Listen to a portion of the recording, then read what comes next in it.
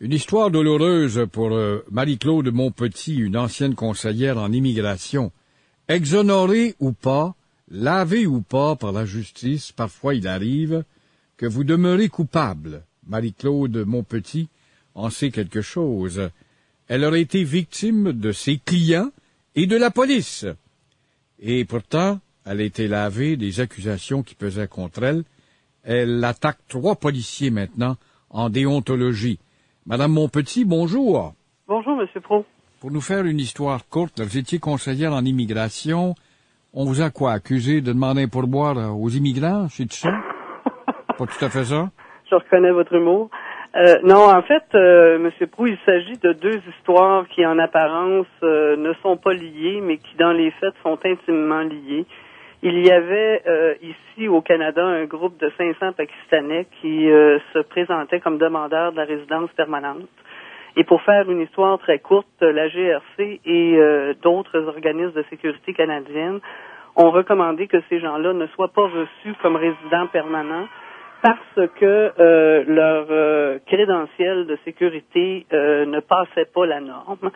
Et M. Coderre, qui à l'époque était ministre de l'Immigration, a décidé de ne pas considérer ces enquêtes de sécurité et a donc reçu ces gens-là comme résidents permanents.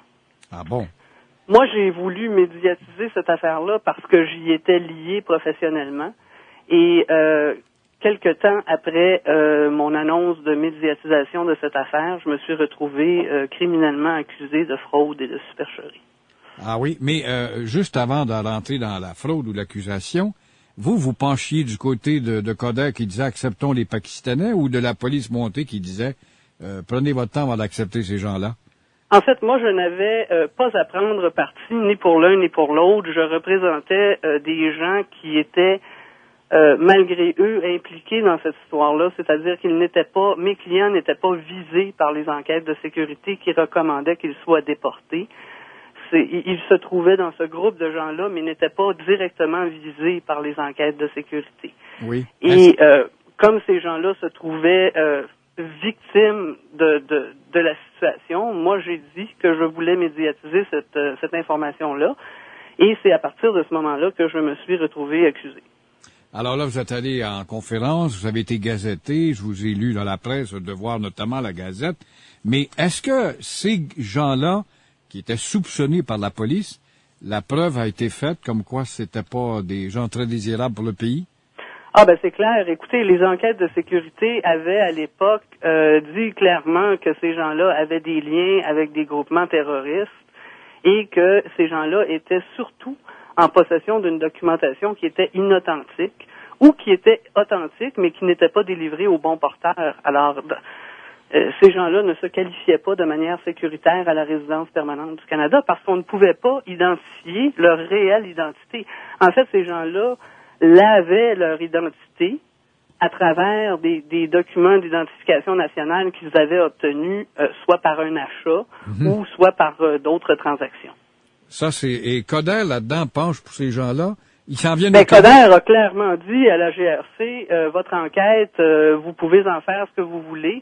Moi, je considère que ces gens-là doivent être admis et il a recommandé que les enquêtes ne soient pas considérées, puis il a ordonné aux fonctionnaires d'Immigration Canada de déconsidérer les enquêtes, puis de remettre les faux documents à ces gens-là et de les accepter comme résidents permanents.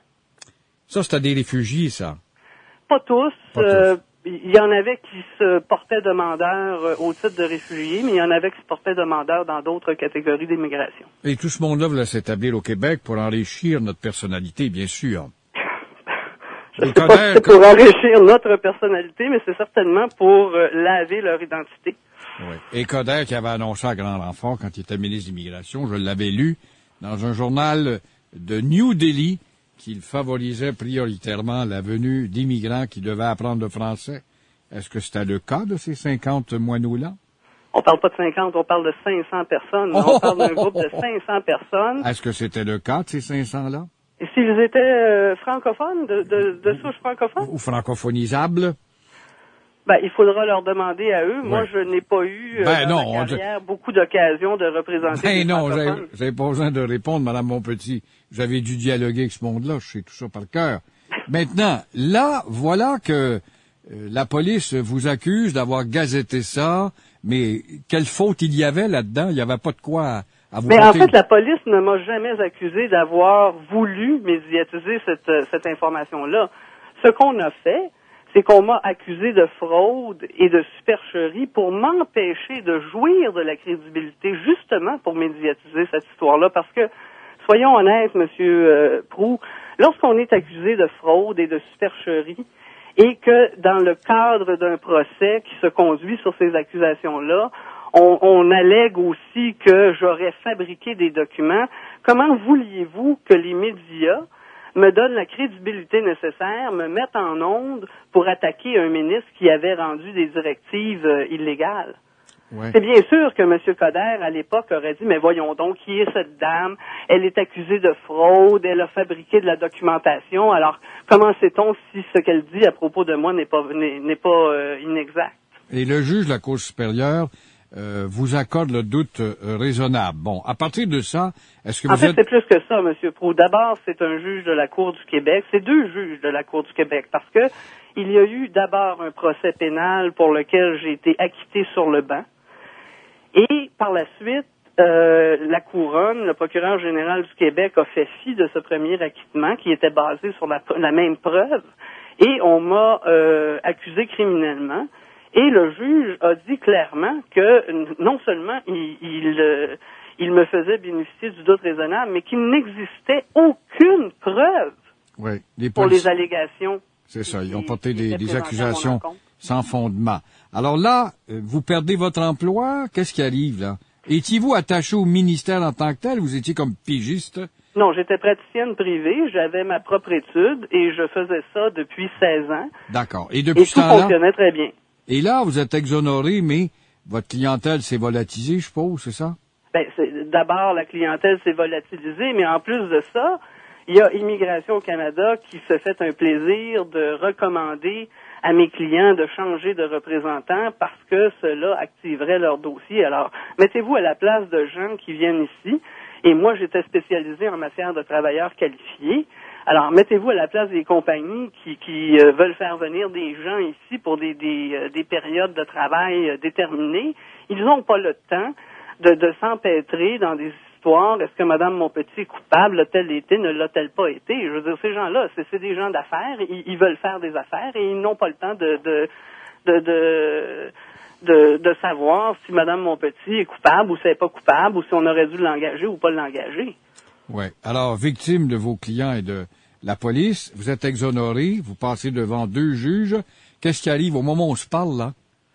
Au moment où on se parle, ces gens-là ont carrément détruit ma vie. Je suis actuellement sans ressources et je ne peux plus pratiquer ma profession que je pratiquais pourtant avec beaucoup de professionnalisme, je vous dirais. Et oui, mais vous demeurez avocate, vous n'êtes pas radié quand même? Je ne suis pas avocate. Je pratiquais à titre de juriste, je pratiquais à titre de conseil en immigration. D'accord. Alors là, quel est votre recours? Évidemment, j'ai des recours civils contre le procureur général du Québec, contre Immigration Canada et contre la police, mais je vous dirais qu'après 6 ans de bataille judiciaire, 628 000 $ que ça m'a coûté en date où je vous parle, là. Oh là là! Vous savez, c'est beaucoup d'argent à 45 ans. 628 000 $, c'est énormément d'argent, M. Proulx. Et je ne comprends pas que le gouvernement conservateur qui s'est fait élire sur la bannière de l'honnêteté et de la transparence, je ne comprends pas que ces gens-là continuent de protéger aujourd'hui les deux plaignants qui sont des prostituées avouées.